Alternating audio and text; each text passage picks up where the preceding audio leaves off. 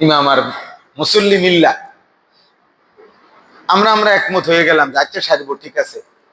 হুজুর বোঝেন তো পরিবেশ পরিস্থিতি এখন আর আগের মতো নাই। হ্যাঁ, আগের মতো সিচুয়েশন নাই, বুঝিনি তো। হ্যাঁ, হুজুরে মনে করেন বললো আচ্ছা ঠিক আছে, কি করবেন আর।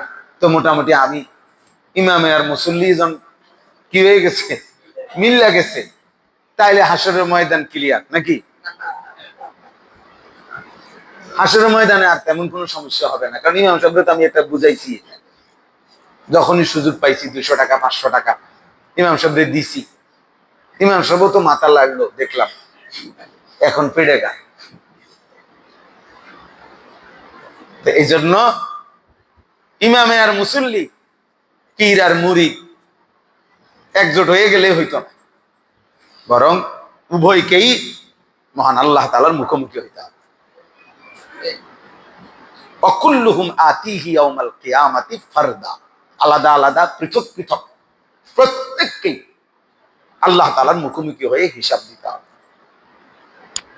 ওয়ালা ইয়াসআলু হামিমুন হামিমা ইউবাসসারুনাহু, আল্লাহ তাআলা বলেন হাসরের ময়দানে একেবারে ঘনিষ্ঠ বন্ধু, কলিজার টুকরা বন্ধু, একদম অন্তরঙ্গ বন্ধু সচক্ষে দেখার পরেও তার বন্ধুকে কিছুই জিজ্ঞেস করবে না,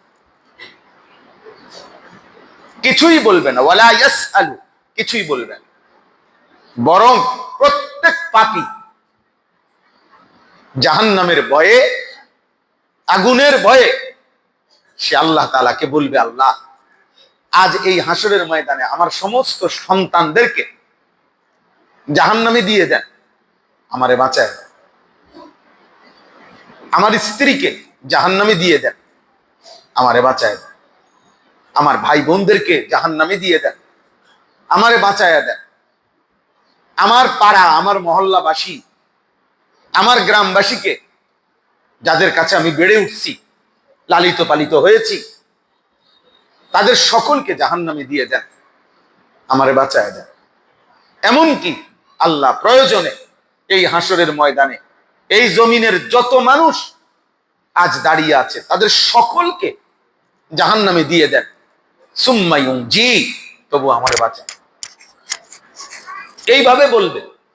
ইয়াওয়াদ্দুল মুজরিমু লাউ ইফতাগি মিন আযাবি ইয়াউমিইযিন বিবানি ওয়া সাহিবাতিহি ওয়া আখি ওয়া ফাসিলাতিহি আল্লাতী তু'যি ওয়া মান ফিল আরদি জামিআ সুম্মা ইউনজি, সব দিয়ে দেন মাওলা। ফেরেশতা বলবে এটা তোমার স্ত্রী, আরে বলবে রাখো স্ত্রী, খেতা কিলাও স্ত্রী, পরে জাহান্নামে দাও, আমারে বাঁচায় দাও। এ তো আপনার ছেলে মেয়ে, আরে রাখো, খাল্লি বাল্লি, ওগুলা জাহান্নামে দাও, আমারে বাঁচায়।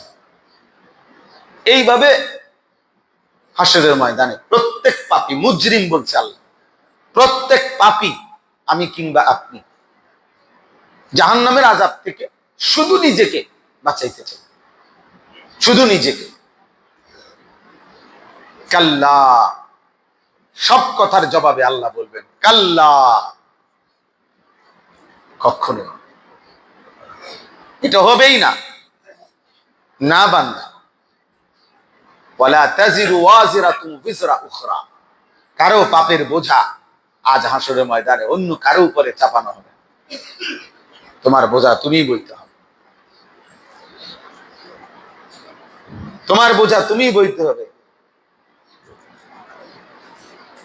ওয়া ইন তাদউ মুসকালাতুন ইলা হিমলিহা লা ইউহমালু মিনহু শাইউন ওয়ালাউ কানা যা কুরবা, আল্লাহ তাআলা বলেন যেই কোনো পাপী তার পাপের বোঝা সামান্য একটু বহন করার জন্য সর্বোচ্চ নিকট আত্মীয়কেও যদি ডাকে, আপনজন নিকট আত্মীয় তার পাপের বোঝা 1 সেকেন্ডের জন্য বহন করতে রাজি হবে, রাজি হবে।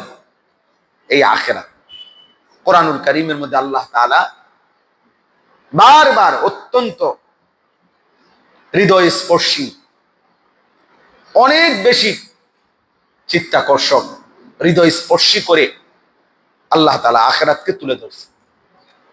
এই আখিরাত যার মনে নাই, গন্তব্যের কথা যার মনে থাকে না, তার দ্বারাই নাফরমানি হয়, তার দ্বারাই গুনাহ হয়, তার দ্বারাই প্রতিনিয়ত আল্লাহর অবাধ্যতা হয়, নাফরমানি হয়, নাফরমানি হয়। প্রত্যেক মানুষ, আমি কিংবা আপনি, গুনাহ করার পিছনে একটি অন্যতম বড় কারণ হলো আমি আমার গন্তব্য ভুলে গেছি, আমি আখিরাত ভুলে গেছি, আমি মৌত ভুলে গেছি। যে মৃত্যু আমাকে প্রতিনিয়ত তাড়া করে, আমি বারবার তাকে ভুলে যাই।